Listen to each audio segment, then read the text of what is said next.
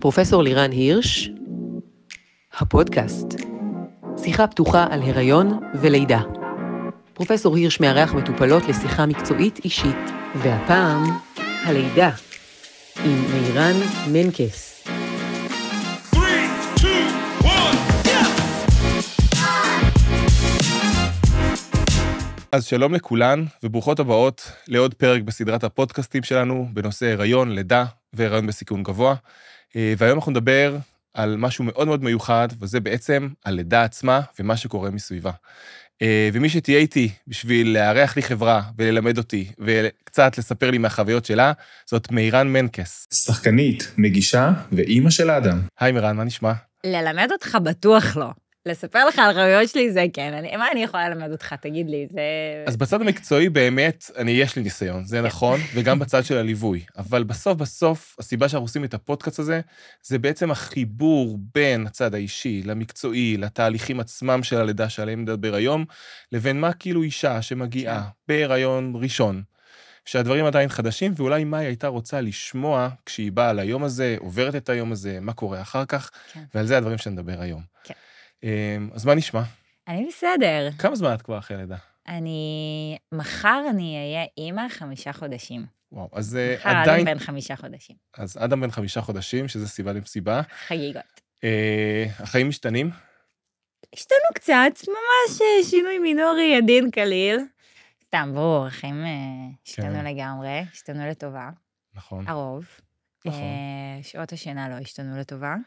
יש שם מגמה שלילית. אני לא רוצה להגיד לך כמה זמן זה לקח אצלנו. לא, אני אז כבר אני לא אשאל, אבאס. לא משנה. אנחנו עוברים יום ביומו. נכון. יום ביומו, אבל לא, סך הכל החיים השתנו הכי לטובה שאפשר. מעולה. כן. אז בוא נחזור רגע 5 חודשים אחורה, ונדבר על התהליך הזה, על האירוע הזה שנקרא לידה. צריך להגיד שההיריון עצמו, יש נשים שחוות הריון יותר קל, יש נשים שהיו בהיריון בסיכון גבוה, מכל מיני סיבות, אבל בסוף אנחנו מתקרבים לרגע הזה שנקרא הלידה עצמה, שכולן בעצם צריכות לעבור אותו, והרבה נשים אומרות שזה אחד הימים, או אולי היום, הכי משמעותי בחיים שלהם. מה את חושבת על זה? אני חושבת שזה אכן יום משמעותי. אני חוויתי את זה בצורה כזו שלא הרגשתי שזה היה היום, אלא ברגע שהוא הגיע לעולם, קרה השינוי המשמעותי. כל היום של הלידה, וזה היה חתיכת יום ארוך, הרגיש כמו דבר שפשוט צריך לעבור אותו.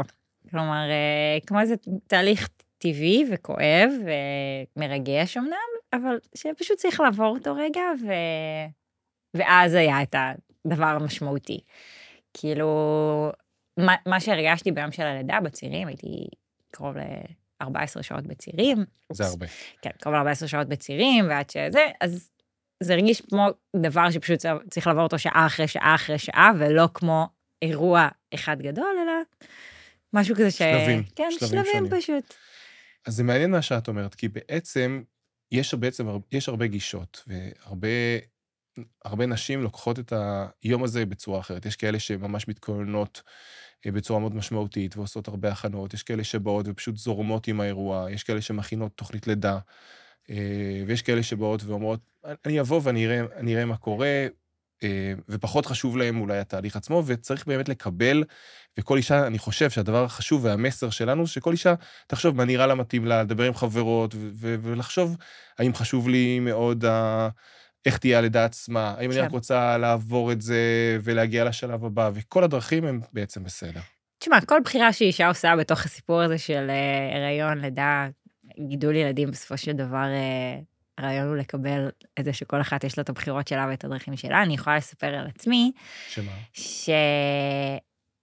שהגישה שלי הייתה כן ללמוד כמה שיותר, כאילו להתכונן לפני ולהכיר את התרחישים האפשריים ואת הדברים שיכולים לקרות לאורך הדרך, ועדיין נשאר פתוחה בראש לזה שיכול להיות שיש לי איזה ויז'ן מסוים למה הייתי רוצה שיקרה, אבל מיליון ואחת דברים אחרים יכולים לקרות. זה הרגיש לי הגישה שהייתה לי הכי בריאה, ובסופו של דבר גם אני יודעת שזה עבד לי, כאילו, כי באמת יש משהו כל כך לא נודע בדבר הזה של ללדת פעם ראשונה, את כאילו עושה את הדבר הכי מטורף בעולם, בלי לדעת מה את עושה, בלי באמת יכולת אמיתית להתכונן אליו. את יכולה להתכונן רציונלית, את יכולה ללמוד, את יכולה לקרוא, את יכולה לעזר במומחים, במומחיות, במלוות כאלה ואחרות ללידה, אבל בסופו של דבר את מגיעה ואת לא יודעת כלום, וזה מוטרף, זה... וגם הרבה דברים, צריך להגיד שזה לא תהליך שאת ממש שולטת בו, כאילו דברים אין קורים, לך פתאום יש שליטה. ציר, פתאום כן, ירדו כן. המים, פתאום אומרים לך ללחוץ, פתאום אומרים לך להפסיק, זאת אומרת, אין לך הרבה שליטה. דברים הם בלי שליטה, וצריך להיכנס אליהם. וזה הרבה אבל... פעמים גם בהתשה, כמו שאמרת, 14 שעות צירים, זאת אומרת, אתה לא מגיע לשם כזה רענן, לא כוס הגעתי קפה, לשם עכשיו נתחיל. באורות, לא הגעתי לשם באומייגאד, אני בורת חיים, איזה מדהימה אני עכשיו. לא, אני גמורה, אני זכותה, כואב לי, אני מבינה שזה האירוע כרגע, בואו נעשה את זה, הכל טוב, כאילו, אבל לא, כן, זה לא היה בזה משהו, ללחוץ עכשיו, כמה נחמד, איזה כיף, לא, זה ממש לא היה ככה. אבל כן, מה שאמרתי על לשחרר את זה בראש, זה באמת להבין שאין לך שליטה בדבר הזה. את יכולה ללמוד 1,001 דרכים להרגיע את עצמך, ולנשום דרך הציר, ולעשות פרקטיקות כאלה ואחרות, ותנועה של האגן, ובלה בלה בלה. בסופו של דבר את מגיעה, וזה לא ידוע. אירוע לא ידוע.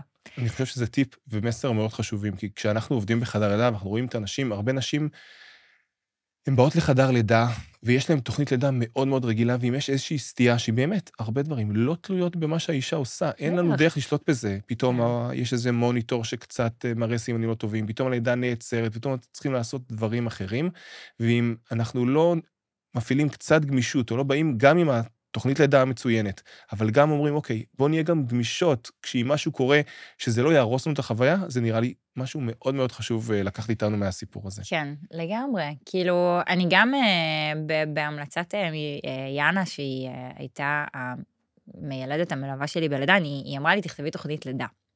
עכשיו, אני בהתחלה לא הבנתי למה אני מתכוונת. אמרתי, מה זה בכלל תוכנית לידה? איך אני... אבל אז אמרתי, אוקיי, יש איזה משהו שאני מכוונת אליו, והייתי רוצה להגיע, ידעתי שאני ארצה כנראה אפידורל, אז כתבתי את כל הדברים האלה. הדבר היחידי שהיה לי חשוב בתוכנית לידה, שאגב זה דף שנשאר בתיק שלא יצא משם מעולם, זה שלא יהיו לי סטאז'רים בחדר, זה היה הדבר היחידי שהיה לי חשוב. אבל כן, חד משמעית, זה סבבה להתכונן, לחשוב מה את רוצה, לדעת לאיזה כיוון את רוצה ללכת, אבל עדיין להבין שאת משחררת שליטה על האירוע, ושיש פה משהו שהוא קורה איתך עם הצוות הרפואי, זה לא בידיים שלך, וזה בסדר, כאילו... נכון, זה והצוות הרפואי עשה את זה אלפי פעמים יותר ממך, ולכן זה בסדר לסמוך עליהם. אז זו נקודה חשובה, כי אנחנו בתור צוות רפואי שנמצאים בחדר לידה, יש לנו המון ניסיון, ומי שנמצא שם, כמו שאמרת, סטאז'רים, אז תמיד יש את הצעירים יותר שצריכים ללמוד, ואני חושב שזה בסדר. כן.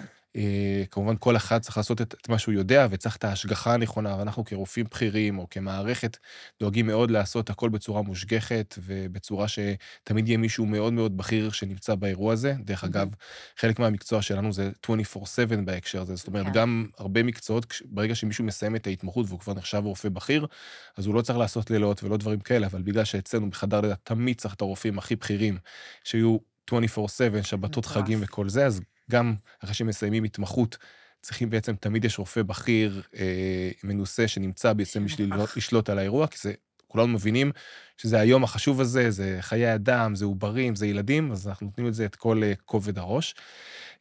אז בואי כבר דיברנו על הצוות, אז בואי נדבר טיפה איזה צוות את הולכת לפגוש בחדר לידה. אז מהצד שלך כמובן יש את המלווים ואת מי שאת רוצה להביא, וזה בסדר. בעצם כשאנחנו נכנסים לחדר לידה, אז נהוג היום שלכל 2 נשים, 3 נשים, תלוי בחדר לידה, יש את המיילדת שלהן, זאת אומרת, הרבה פעמים אין מיילדת ממש אישית, אבל יש מיילדת שהיא מפקחת והיא מגיעה, והיא תהיה איתך ברוב הזמן בלידה.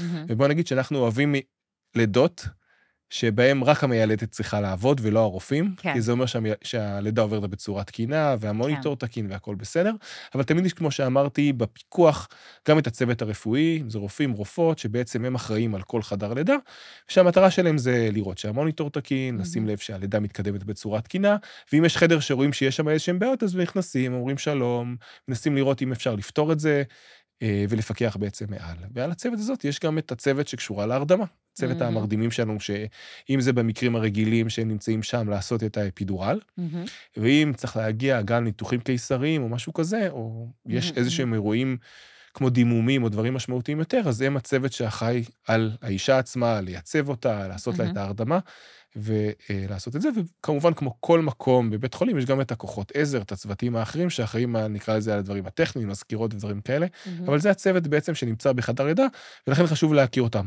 הרבה פעמים, דרך אגב, הם לבושים די אותו דבר, אז כאילו לפעמים קשה להבדיל. זה ממש את הפתיע רופאה, אותי. את מיילדת, את מרדימה, אז קצת לפעמים קשה הדברים האלה, אבל זה פחות או יותר הצוות שאמורים לפגוש בחדר לידה. אני רוצה להגיד על זה משהו. יאללה. כשעלו אותי לחדר לידה, אני הגעתי למיון יולדות עם פתיחה 5, אחרי כבר, לא יודעת, כמעט 14 שעות של צעירים,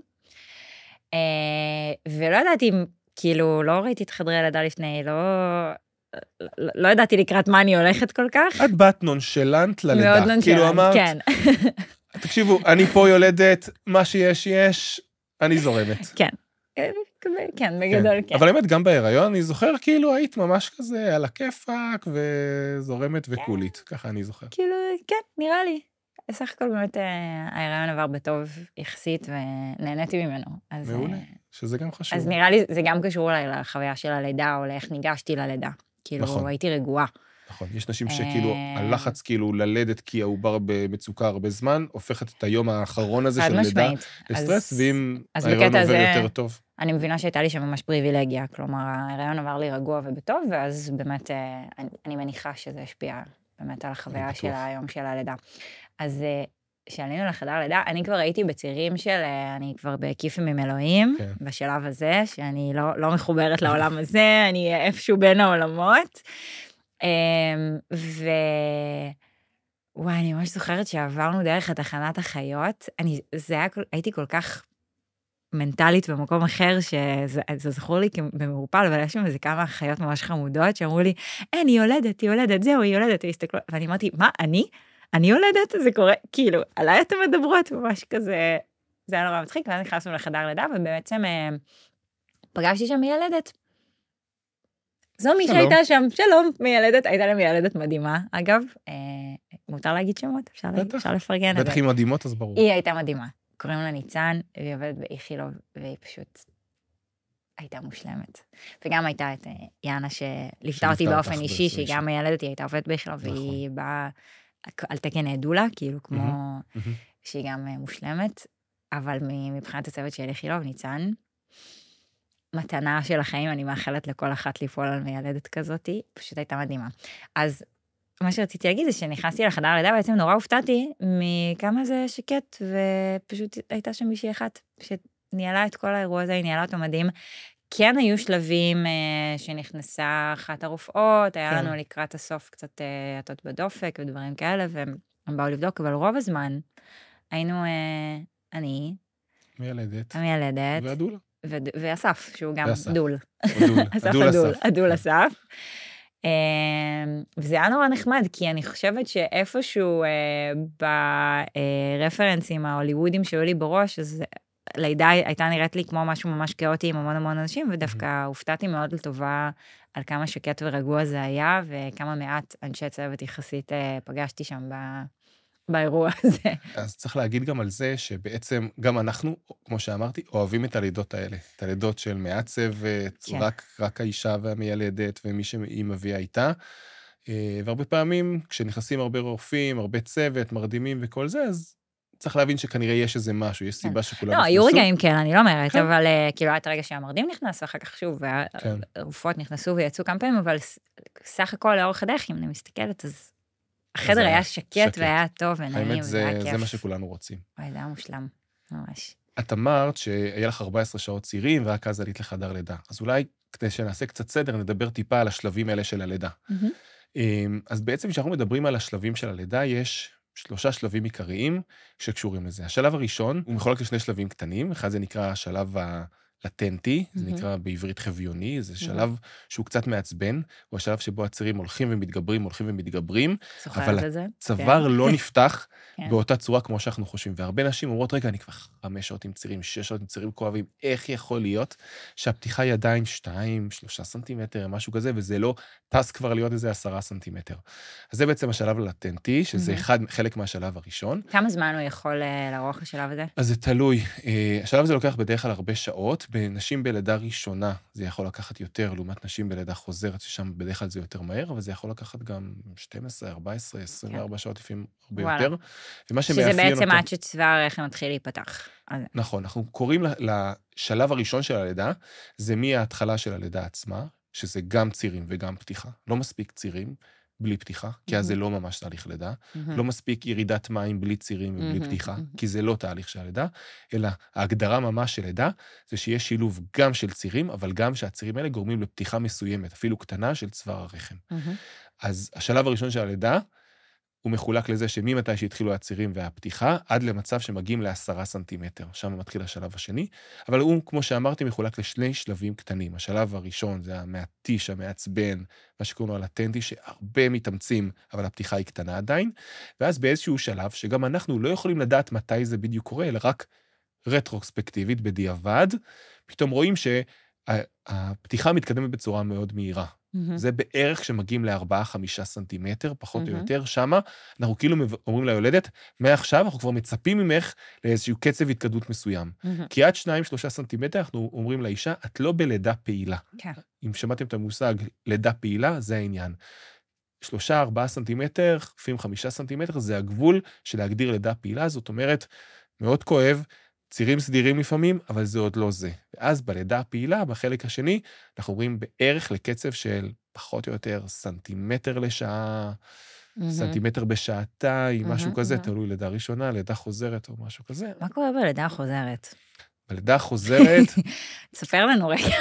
אז אני כבר עושה לך זה, הלידה החוזרת, וזה מאוד משמח, כל השלבים של הלידה הם הרבה יותר מהירים, או לפחות אמורים להיות. כל אחת תגיד, רגע, לי זה הכל היה מתיש, אתה סתם אומר, אבל אנחנו מדברים בצורה כללית, על נשים בכלל, לידה חוזרת היא לידה יותר מהירה, ובדרך כלל עוברת עם פחות סיבוכים, כי הכל קורה כבר יותר מהר, הגוף כבר מכיר את התהליך, מכין את עצמו, אז זה הלידה החוזרת, אז זה נחמד.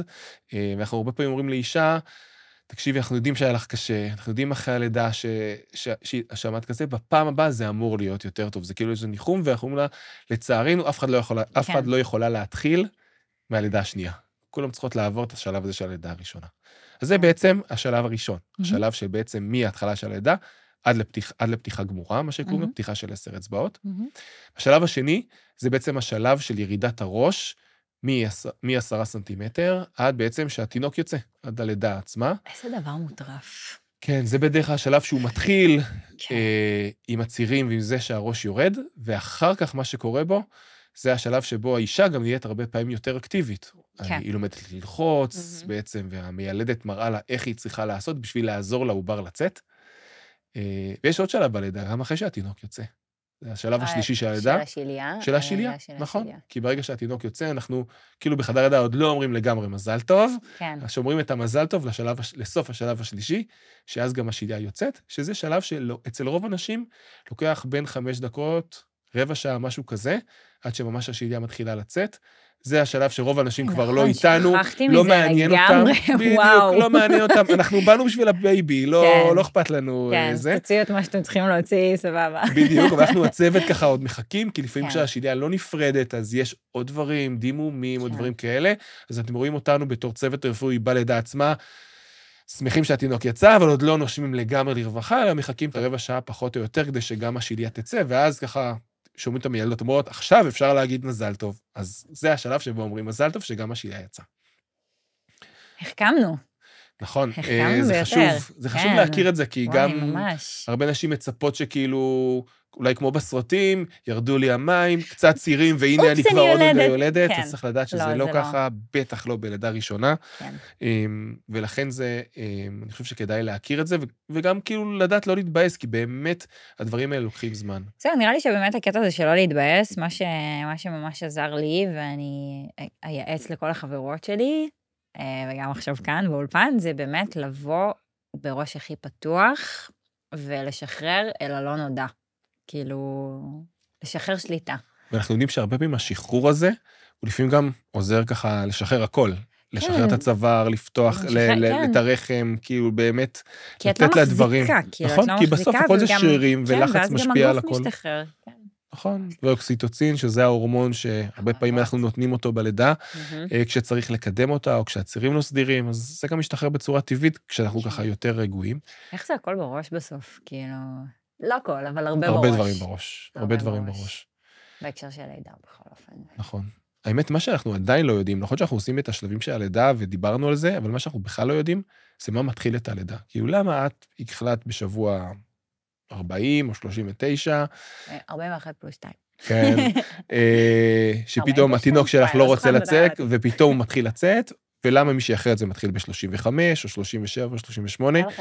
האמת, אנחנו לא יודעים, אבל אנחנו כן יודעים שזה לא משהו פסיבי לגמרי, ושהעובר, כאילו אתם יכולים להגיד מה הקשר אליו, הוא חי שם, כאילו ברגע שאומרים לו צו פינוי מגיע, צא החוצה, אז הוא שם, אבל לא, אנחנו יודעים שגם לעובר, ולמערכות שקשורות לעובר, השיליה והעובר, יש להם חלק בתהליך הזה שמתחיל את הלידה, שאנחנו לא מבינים אותו עד הסוף, אבל זה כנראה שינויים הורמונליים מסוימים שקוראים לקראת סוף ההיריון, אם זה דברים שקשורים לרמת הפרוגסטרון שיש אותה בהיריון, אבל אם יש פתאום איזושהי ירידה מסוימת, אז זה משהו שקשה למדוד אותו, אין איזה בדיקת דם או משהו שקל לבדוק, אבל זה דברים שקשורים גם לעובר, ולכן כבר אני אומר שיש מצבים שהם קצת ככה מאוד נדירים לשמחתנו, שיש לעובר איזשהם בעיות מסוימות שמונעות ממנו לייצר כל מיני הורמונים או לשיליה, או שקשורות למערכת העצבים או למערכת הסטרס של העובר, לפי נשים לא נכנסות ללידה בצורה טבעית.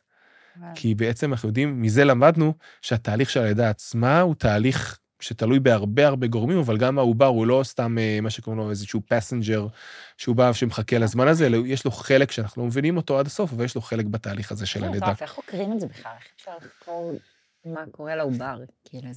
אז יש, נכון, אז יש כל מיני דרכים, חלק מהם זה עם בעלי חיים, שהם קצת קרובים לבני אדם, שמסתכלים עליהם, ובודעים להם רמות, ורואים מתי נכנסים ללידה, ולא צריך לחכות לפעמים 9 חודשים, יש כאלה שיולדים יותר מהר, ואז אפשר לעשות את הניסויים האלה בצורה יותר מהירה, וחלק זה תצפיות, או על מצבים מסוימים שפתאום רואים, רגע, למה במצב הזה אנחנו רואים משהו אחד, ואז מהחריגים לומדים גם על הכלל לפעמים. אני שומעת את התינוק שלי בחוץ. אז אנחנו לא בחדר אטום לגמרי. לא, הוא לא אטום לגמרי. מה יש לך לספר לי קצת על נקרא לזה, המתח, או הירידת מתח שקורית אחרי הלידה? וואי, האמת יש לי משהו מטורף לספר על זה. לא דיברנו על זה לפני, אבל אני אספר את זה עכשיו, נראה מה תגיד על זה. אז באמת, מה שכן זכור לי שמאוד אפיין את הלידה, היה רמה מאוד גבוהה של אדרנלין. ומה שקרה לי, זה שהאדרנלין כנראה נשאר לי כל כך הרבה זמן בגוף, שאני לא הצלחתי לישון המון המון המון זמן אחרי הלידה. כאילו, פשוט הייתי ערה, כמו הרגשתי דלוקה כזאת, המון זמן. ואני זוכרת שכבר עברו כמה ימים אחרי הלידה, וכולם אמרו לי, את צריכה לנוח, כאילו תנוחי, תשני שהוא ישן, וכל הקלישאות הלא נכונות האלה, אבל תנסי, ניקח אותו ממך, תנוחי רגע, ופשוט לא הצלחתי לנוח, כאילו עדיין הייתי כמו באיזשהו היי כזה, שלא עבר לי מלא מלא מלא מלא מלא זמן. עד שהוא עבר יום אחד, והצלחתי קצת לישון, אבל באמת כאילו זה משהו אני לא יודעת אם כולם חוות את זה, לא נראה שכולם חוות את זה, אבל לי זה קרה, ומכל מיני מעגלי אמהות כאלה, הבנתי שזה קורה לעוד נשים, וזה משהו שנורא הייתי שמחה לדעת עליו לפני, כי זה הפתיע אותי, כאילו הייתי בטוחה שאני אהיה ממש גמורה, ואני פשוט ארדם אחרי הלידה. אז יש כאלה שהן באמת מדווחות על התהליך הזה, ויש כאלה, את יודעת, כמו כל אישה, כן. תלוי גם בתהליך, איך הוא היה, וכמה הוא היה קשה, תפרים לא תפרים, כמה ישנו קודם, איך הגענו לתהליך. הייתי גמורה, אין דיאט, לא הצלחתי לישון מלא, כאילו הרגשתי דרוכה כל הזמן. עכשיו, נראה לי שבאופן טבעי זה קורה לך שאת נהפכת להיות אימא, את נהיית דרוכה. כאילו עכשיו אני יושבת פה, אני יודעת שאבא שלי עושה בייביסיטר בחוץ לאדם, ואני חצי מהקשב שלי הוא שם, וככה אני בלילה גם, אבל זה היה כל כך קיצוני ביחס לאיך שהייתי לפני הלידה, שהייתי בן אדם שמאוד אוהב לישון ונרדם מאוד בקלות, פשוט הייתי עם עיניים פקוחות ועם גוף דרוך, שפשוט לא יכלתי לישון. והפכת לאימא בשניות. כנראה, יכול להיות שהדבר הזה בשניות קרה. תהליך לא יודע, לא נקראת רווקה, אבל כאילו כן. זוג צעיר, הפכנו להורים, זה האירוע. כן, הנה. כן. הלידה זה בעצם, השינוי סטטוס הזה, הפך לך את כל המערכות כן, אבל לא, זה ממש הרגיש אדרנלין, כאילו, זה ממש הרגיש, כאילו נשארו לי בגוף, כמו שהראיות התרגשות כזה מהלידה, ולקח לזה זמן לעבור. זה מעניין. כן. מה יש לך לספר לי קצת על אחרי הלידה מבחינת, את יודעת, בסוף ילדת, חלק מהאנשים הם מותשות, חלק הם יותר סבבה, חלק רוצות לראות את המשפחה, חלק לא רוצות. מה, תני כמה טיפים על זה. אז אני אספר קצת. או לפחות החוויה שלך, כן. כאילו, מה לצפות ביולדות? קודם אישה כל, ילדה, מה היא יכולה לצפות? לגמרי, אבל שוב, אני נורא אוהבת את הדיסקליימר על זה, שאני מסברת רק על החוויה שלי, אני לא... זה חלק מהדיסקליימר הכללי אצלנו בפודקאסט, אנחנו, כל אחד שומעת. לא מדברת על אף אחת אחרת, לא מדברת על כלל האנשים, מספרת על החוויה שלי. אנשים רוצות לשמוע משהו גם משהו זה חשוב. אז אני אספר. אז באמת, מה שזכור לי מהימים, ואפילו מהשבועות של אחרי הלידה, גוף כואב. אני ממש זוכרת שבלילות הראשונים, אדם ישן לידי כמו מתחברת כזאת, מיטה שהייתה מחוברת אליי, וכביכול זה היה אמור להיות נורא קל, כי אני הענקתי אותו, אני עדיין מניקה אותו, פשוט להרים אותו אליי, להעניק אותו ולהחזיר אותו. עד כאן נשמע פשוט. נשמע פשוט. Little did I know, שזה לא היה פשוט, כי כל האזור של האגן היה כל כך חבול, שהתנועה הזאתי, היא הייתה כמעט בלתי אפשרית. ואז התנועה הזאתי, של להתיישר כדי לנסות לשבת בצורה נורמלית, גם הייתה בלתי אפשרית. ואז פתאום נהיה לך עומס על המפרקים מלעשות את זה מלא פעמים, והרגשתי פשוט שלאורך הימים הגוף שלי הולך ונגמר. כאילו, עכשיו ידעתי שההחלמה מלידה היא קשה, שיש דימום אחר כך ועניינים וקשה, אבל לא יכלתי על הדברים הקטנים האלה, כאילו לא יכלתי לחשוב על להרים את התינוק אליי, להסתדר רגע על הכרית, וואו, זה היה פשוט הדבר הכי כואב בעולם. זה עבר, אבל היה כמה ימים כאלה, ואני חושבת שאחד הטיפים או העצות הכי מהותיים שהייתי רוצה להעביר, זה בנוגע לביקורים, ביקורים אחרי לידה.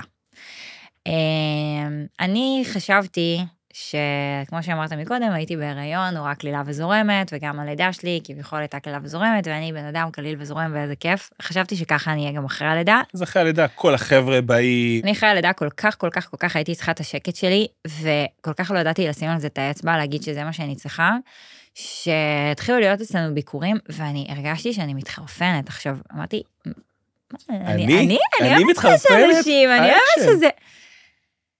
לעשות תיאום ציפיות עם הבן זוג או עם הבת זוג או עם מי שאת גרה איתם, למה הולך לקרות בבית אחרי לידה, האם אנחנו מוכנים לקבל ביקורים, מה קורה במהלך הביקורים האלה, האם אנחנו מארחים עכשיו, אנחנו מציעים קפה ונשנושים לאנשים, או שאנחנו נעזרים באנשים רגע שמגיעים, כדי ללכת להתקלח רגע, או לשים שנייה את הראש, או זה נגיד משהו שאם הייתי נערכת, בלידה הבאה אני אערך אליו יותר טוב. אני ידע להגיד מראש שהביקורים אחרי הלידה הם מוגבלים בזמן, אני צריכה שתעזרו לי אם אתם מגיעים, בין אם זה לשטוף איזה שתי כוסות בכיור, או לקחת את התינוק, או לא יודעת מה. זה משהו שהייתי ממש לא ערוכה אליו בראש שלי, וחבל, כי זה התיש אותי מאוד, אבל פעם באה אני אהיה חכמים יותר. אז הנה, אז אני חושב שגם זה טיפ סופר חשוב שאת נותנת, כי גם, כאילו, את מצפה מעצמך את אותם דברים שאולי בתקופה בהיריון, לפני זה שזה, שאת כאילו לא קרה כלום, בוא נמשיך כרגיל, אני אותה אישה, אני אותה הכל, אני אותה מארחת, אני אותה זה. אז אני לא אותה אישה, ואני מדממת, ואני עייפה, ואני מלאת אדרנלין, ואני לא מצליחה לישון, ואני גם ככה לא ישנה בלילה, כי יש פה יצור קטן ומתוק שצריך את כל תשומת לב והאהבה שלי, וזה כאילו נורא מקובל חברתית שאנשים באים ומתארחים, אבל לא מתאים לכולם. בשבילי זה, הפעם בשבילי זה לא. נכון. אז גם אנחנו, כאילו, כשאנחנו מדברים על מחלקת יולדות, אז לפחות אצלנו באיכילוב, אז יש, בכל בית חולים פחות או יותר, מנסים מאוד להגביל את השעות קבלה כמה שאפשר. אצלנו זה מאוד נוח, כי רוב החדרים אצלנו זה לפחות חדרים פרטיים, אז לפחות האישה יש לה יותר פרטיות. כן, אבל גם המחלקות האחרות הן פרטיות, כאילו כמעט ממש ב-90 ומשהו אחוז חדרים פרטיים, אז זה הרבה יותר נוח, כי אנחנו מאוד מבינים את זה שאישה צריכה את הזמן שלה, את השקט שלה, את הפרטיות שלה, להתקלח רגע בשקט, ולנסות לנטרל כמה שאפשר, וגם מאוד מנסים להגביל את השעות מבקרים בכלל, כי לפעמים יש גם חוסר נעימות, ההורים הגיעו מרחוק, אז מה אני אגיד להם עכשיו לא, המשפחה פה, האחיות, הדודים, אז תנו לנו לפעמים להיות ה-bad guys, כן. ולתת לך את הזמן שאת צריכה. וזה גם ממש איזה רגע שלך עם עצמך, שזה לעשות את הדבר הלא נוח הזה, ולהגיד, זה לא מתאים לי עכשיו. וזה לא נוח, כאילו, אני מבינה את זה. זה לא מתאים לי עכשיו. לא מתאים לי עכשיו ביקור. סורי, אני מדממת, אני עייפה, כואב לי. נכון. התינוק הזה כאן איתנו. את מספר אחד, את קובעת. כן. זה מה שצריך, כאילו, צריך את ההבנה הזאת. כן, ממש ככה. אז זה נראה לי הדבר הכי חשוב שבא לי להגיד, כזה שכל מי שיולדת, שתזכור שהיא מקום ראשון רגע, בנקודת זמן הזו, צריכה לשים את הצרכים שלה במקום הראשון, ולדאוג לעצמה, ואם ביקורים לא מתאימים, אז לא. לא מתאימים, ואני חושב שאנשים מקבלים את זה בסופו של דבר כשאומרים להם, ולא יעלבו, וגם אם כן, מה שנקרא, זה בעיה שלכם. כן, לגמרי. דיברנו כבר על המון דברים. הדבר נראה לי האחרון, לפני שאני נותן לך ככה מילות סיכום, זה קצת לדבר על זירוז לידה, כי אצלך באמת הלידה התחילה בצורה טבעית, אבל הרבה נשים, אפילו היום בישראל... היה לי זירוז בסוף, נראה לי. קטן. דברים שקורים במהלך הלידה, אנחנו אפילו, באמת, פחות אני מחשיב את זה, כי הרבה פעמים צריכים טיפה עזרה במהלך הלידה, אבל את יודעת מה, יכול להיות שזה טוב שאנחנו מדברים על זה, כי הרבה נשים פתאום אומרות, אנחנו רוצים הכל לבד, ושלא יש שום עזרה, אבל לפעמים כן צריך לדעת, שאם הלידה רואים שהיא לא מתקדמת בצורה מספיק טובה, אז לפעמים צריך איזושהי עזרה בחדר הלידה, וזה בדרך כלל עושים על ידי זה שנותנים דרך הווריד, את ההורמון האוקסיטוצין או הפיטוצין, זה השם המסחרי של זה, הוא האמת הורמון שהוא די טבעי, הוא מאוד מאוד דומה באיך שהוא נראה החומר הזה, למה שמופרש מהמוח, האוקסיטוצין הטבעי שנפרש מהמוח, והוא בעצם עוזר לסדר את הצירים, ובאמת לגרום ללידה שהיא לא תיתקע, כי ההתעקעות של הלידה, או לידה שמתמשכת הרבה זמן, יכולה להביא לסיבוכים, אם זה שהלידה לא מתקדמת, אם זה ירידות בדופק, אם זה חום שפתאום עולה בלידה, אם זה הצורך בלידת ואקום, או לידה מכשירנית, או ניתוח קיסרי. אז לפעמים אנחנו בתור צוות, אם רואים שהלידה לא מתקדמת כמו שצריך, והרבה פעמים גם המיילדות אומרות, כי הן יודעות שזה סך הכל תרופה מאוד מאוד בטוחה, והרבה נשים לוקחות אותה, והיא לא עושה סיבוכים, ואנחנו יודעים לשלוט עליה בצורה גם מאוד טובה, לא לתת הרבה מדי, לא לתת מעט מדי, ולשחק בעצם עם המינונים, אז גם המיילדות באות ואומרות, נראה לי שצריכה טיפה עזרה, טיפה פיטוצין, ואז אנחנו, הצוות הרפואי נכנס, ובעצם מדבר עם אישה כמובן, אנחנו לא עושים שום דבר בלי לדבר ובלי להסביר, אבל המטרה היא טיפה לסדר את הלידה. אז יש את האוקסיטוצין ואת הזירוז שקורה ממש בתוך הלידה, אבל בעולם היום בערך 20% מהלידות, עוד פעם יותר פעמים זה קורה בלידות ראשונות באשר בלידות חוזרות, הלידה לא מתחילה לבד, וצריך איזושהי עזרה של זירוז, ממש כשאישה באה בלי צירים ובלי כלום.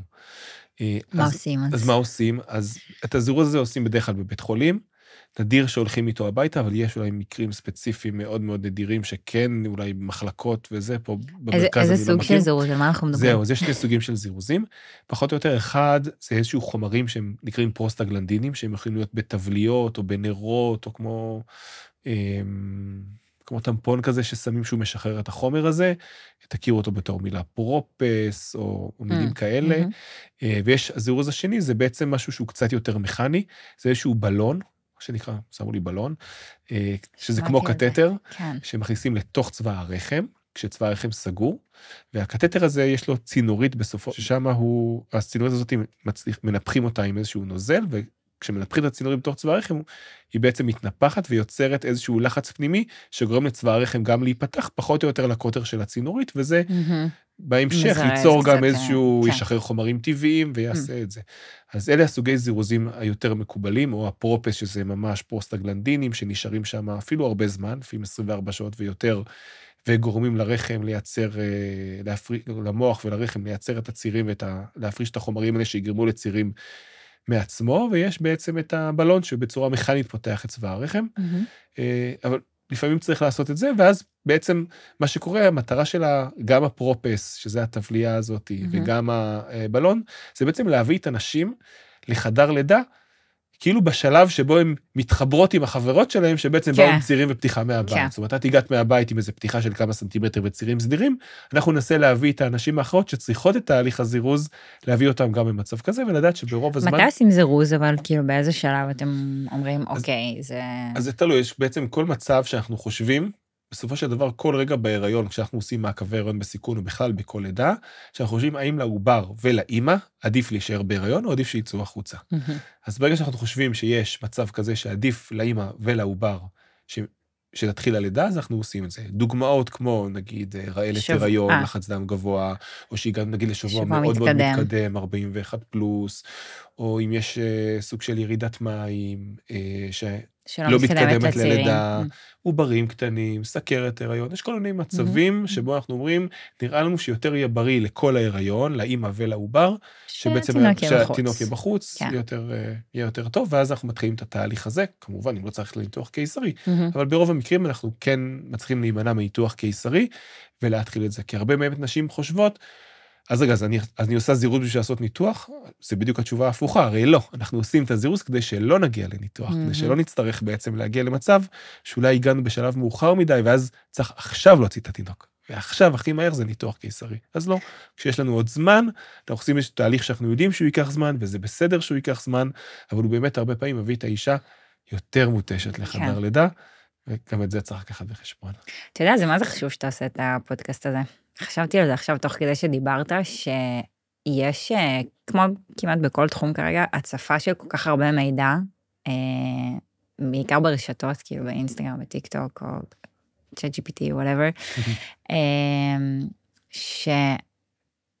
כאילו, אני מרגישה על עצמי, ואני יודעת שגם, כאילו, כל הסביבה שלי, אנחנו נורא באובססיה על לדעת הכל כל הזמן, כאילו, ככה גם הייתי לפני הלידה, להכיר כמה שיותר דברים, כמה שיותר גישות, כמה שיותר זה, עד את מגבשת לעצמך איזושהי תמונה בראש של, כאילו, מה זה הדבר הזה בכלל לידה, ואז את עוצרת רגע, ואת כזה, רגע, בכלל, מה היו מקורות המידע שלי? כאילו, מי לימד אותי שדבר כזה או אחר הוא נכון, או הוא מתאים, או הוא מבוסס, או מדעי, או לא יודעת מה, ופתאום עכשיו, תוך כדי שדיברת, אמרתי איזה מזל, שיש אותך שאתה עושה את הדבר הזה, שהמסרים והדברים שאתה מביאים כל כך לעניין, וכמו שצריך, וזה חשוב. זה באמת מה שאנחנו מנסים לעשות פה, להביא גם את הדברים, אני אקרא לזה המקצועיים המבוססים, שלא יצטרך לקרוא בכל מיני מקומות שלפעמים הם באמת לא נכונים, או נכתבו בצורה לא טובה, וגם לי היה חשוב להביא אותך, כי הרבה דברים אני לא יכול להעביר בעצמי, אני צריך את זאת שחוותה, חוויה אישית, את מי שהייתה שם, אני אגיד, האמת, גם אם הייתי יכול ללדת, אני חושב שזה חשוב, כאילו להביא איזה מישהי ככה מהצד, גם לשמוע הרבה כאלה, כאילו, זה שכל פעם שומעים את זה ככה מזוויות אחרות. נכון, זווית אחרת, חברה שלי סיפרה לי משהו אחד, אבל שמעתי את מאירן מדברת על משהו אחר, והתחברתי לתוכן הזה, או קיבלתי טיפים כאלה. יופי, משהו לסיום מאירן, יש משהו שאת אומרת, נראה לי שמה שאני נותנת כל החוויה הזאת של הלידה, שאחריה, של ההנקה, לא יודע, משהו שאת רוצה להגיד, לבוא, כדי לתת כאילו את העזרה שלך לאחרות. אז אני חושבת שבאותו קו של כל השיחה שלנו, זה באמת לבוא בראש פתוח להכל, לא להינהל על גישה אחת, לא להינהל על דרך אחת, כן לדעת מה את רוצה, זה בסדר לשאוף לידה כזו וכזו, להצליח להעניק, אבל להישאר בראש פתוח להכל, ועל ההנקה יש לי משהו מצחיק להגיד, אני זוכרת שמישהי אמרה לי את זה, 5 ימים אחרי שילדתי, ראיתי חברה ברחוב, ועוד קצת הסתבכתי עם ההנקה, שזה טבעי כן, לגמרי, כן, כן, לגמרי, כן, לגמרי. כמו הרבה נשים, כמו קצת הרבה נשים. הסתבכתי עם לא, ההנקה. חשוב להגיד את זה, כי יש כאלה שחושבות שתוך שנייה מניקים, הילד יונק הולך לישון וזה, לא, לקח לנו זמן ללמוד את האירוע הזה. יזע ודמעות, הרבה אצל הרבה נשים. הרבה דם, יזע ודמעות, אבל זה ממש 5 ימים אחרי שילדתי, הלכתי ברחוב, וסיפרתי לאיזו חברה שראיתי, שכן, אני מתכפכפת על עצמי קצת, זה כן הולך, זה לא הולך, אני לא יודעת, אני נורא רוצה שזה יצליח, ואז היא אמרה לי, תשמעי, בסופו של דבר, גם אם תניקי, גם אם תתני תמל, כל הילדים בסוף אוכלים נגץ מהרצפה של האוטו, והכל בסדר, וכולנו גדלים, והכל טוב. אז זה ככה הכיוון של מה שאני רוצה להגיד, שבאמת פשוט להישאר בראש פתוח, ופתוחה להכל, ולזכור שבהרבה דברים בכל הסיפור הזה, אין לך באמת שליטה, וזה בסדר. וללכת עם זה, כאילו, ולהבין שככה זה. זה מה שהאירוע הזה בא ללמד אותנו. אני מסכים לגמרי, וזה האמת מפתיע אותי שכאילו מלידה אחת את הבנת את המסר המאוד חשוב על זה, על חדר לידה. המסר של לבוא עם תוכנית, זה טוב לדעת, אבל בגלל שהרבה דברים לא תלויים בנו, השחרור והיכולת לסמוך על אחרים גם, כן. על המיילדת, על הצוות, על הדברים האחרים, לבחור אנשים שאתה סומך עליהם, שיעזרו לך לנווט במצב הזה שהוא לא ידוע, והרבה פעמים הלידות שהן כאילו הן בסוף יותר טובות, זה של אנשים שכאילו כן ידעו לעשות את השינוי הזה תוך כדי, והם גם לקחו את החוויה של הלידה בצורה הרבה יותר טובה, מאשר נשים שלפעמים היה להם רק דרך אחת, ואחר כך לפעמים דברים לא קורים. שגם אותם אנחנו מקבלים ואוהבים. נכון, אני רק אומר, כאילו, אני מנסה לעשות טיפים בכל זאת, איך כאילו להוריד את הסיכוי שבסוף אנחנו נצא מאוכזבים, או דברים כאלה, לדעת שזה קורה גם לכולם, זה לא משהו שאת עשית, זה לא משהו זה פשוט ככה הטבע. וגם שבסוף פשוט יולדות. נגיד, אולי זה נשמע פשוט שאני אומרת את זה, אבל זה משהו שלא הצלחתי לתפוס אותו, תוך כדי הרעיון של איך אני פשוט אלד, איך זה קורה? ואז זה פשוט קורה. בסוף הוא יוצא. אז בסוף הוא יוצא, והוא חמוד מאוד. הוא מושלם. ראיתי אותו היום, והוא גדול גם. נכון. יופי, מירן, אז ממש תודה שבאת, איזה כיף, ונשמור על קשר.